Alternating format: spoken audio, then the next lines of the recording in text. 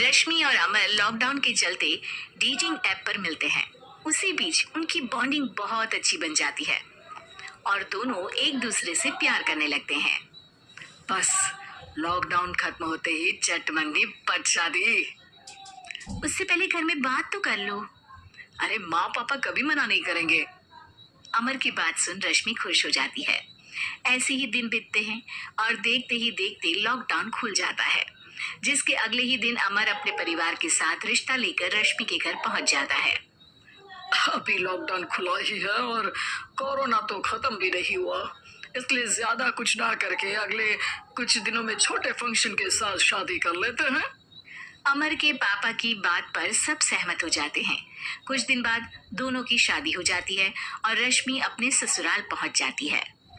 बेटा, शादी तो तूने अपनी मर्जी से कर ली, लेकिन बहू को बोल देना इस घर में हुक्म मेरा ही चलेगा, इसलिए अपना राज जमाने की कोशिश भी ना करें। माँ, रश्मि को यहाँ सिर्फ प्यार, आशीर्वाद और अपनापन चाहिए, पैसा या राज नहीं। बेटी की बात पर सास मुंह बनाए वहां से चली जाती है और अब वो हर रोज रश्मि को परेशान करना और ताने देना शुरू कर देती है। देखो, ये है आजकल की लड़की, इंटरनेट पर लड़कों से बातें करते हुए इन्हें शर्म भी नहीं आती, और यहाँ तो देखो कितनी सीधी सुशील बनकर दिखा रही है। मम्मी, शादी के रिश्ते वाले इंटरनेट ऐप से जब किसी को कोई दिक्कत नहीं है, फिर डेटिंग ऐप के जरिए मिलना किस तरह गलत हो सकता है?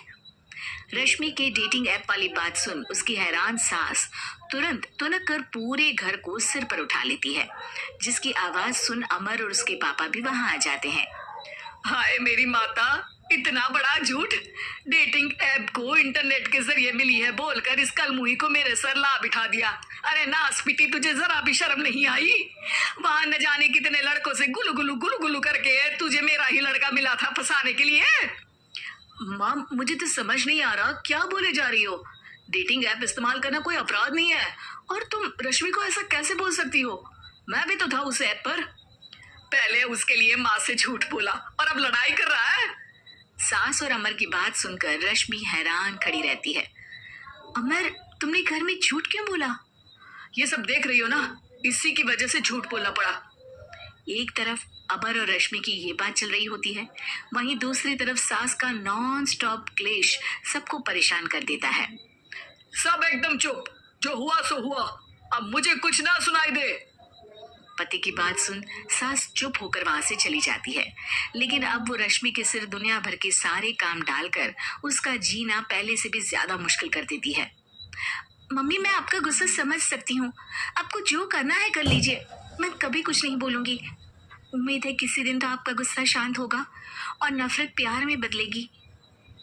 रश्मि की अच्छाई को उसका नाटक समझकर सास गुस्से के 7वें आसमान पर चढ़ जाती है और उसी शाम रश्मि को नीचा दिखाने के लिए अपनी सहेलियों को घर बुलाकर उसकी बुराइयां करने लगती है।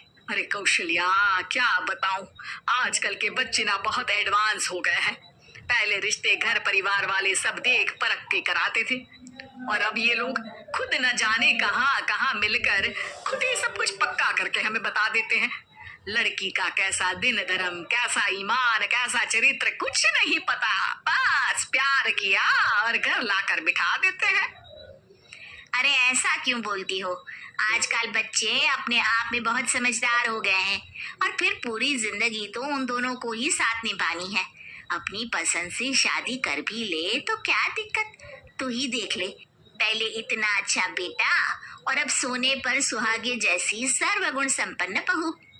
अरे पता है, अभी कुछ दिन पहले मेरी बेटी ने मुझे डेटिंग ऐप के बारे में बताया, जहाँ लड़का लड़की अपनी पसंद से अपने आप एक दूसरे को चुन लेते हैं, और फिर अगर सब सही रहता है तो बात आगे भी बढ़ जाती है। अरे इसमें इतना खुश होकर क्या बता रही हो? ये तो गलत है। न जाने कौन क्या है, कितना झूठ कितना सच है। अरे पर सोचो, जब तुम किसी के बताए रिश्ते को देखने जाते हो तो क्या एक ही बार देखने से सच झूठ का पता लगा सकती हो? जरूरी नहीं कि बच्चों का लिया फैसला हमेशा गलत हो। अरे बहुत बार हमसे भी तो गलत फैसले होते हैं ना। अच्छे बुरे लोग तो हर जगह मिल सकते हैं, फिर इसमें सिर्फ बच्चे ही गलत कैसे? सहेलियों की बात सुन सास सोच में पड़ जाती है और इसी तरह कुछ दिन बीत जाते हैं। जिसमें ना तो वो रश्मि को परेशान करती है और ना ही कोई ताना सुनाती है, जिसे देख रश्मि परेशान हो जाती है। मम्मी, आपकी तबीयत तो ठीक है ना? कुछ दिनों से देख रही हूँ आप मुझे कुछ बोलती ही नहीं। तो मेरा परेशान करना ज्यादा अच्छा लगता है क्या? नहीं, आपकी शांति उससे ज्यादा परेशान कर रही है।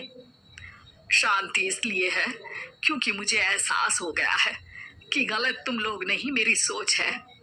प्यार तो एक सुंदर एहसास और शादी खूबसूरत साथ है। अगर ये साथ सच्चा है तो कहीं पर भी किसी भी तरह जुड़ा हो, उससे कोई फर्क नहीं पड़ता। आप कौन है? इतनी अच्छी बातें मेरी पत्नी तो नहीं बोल सकती। क्या आप भी?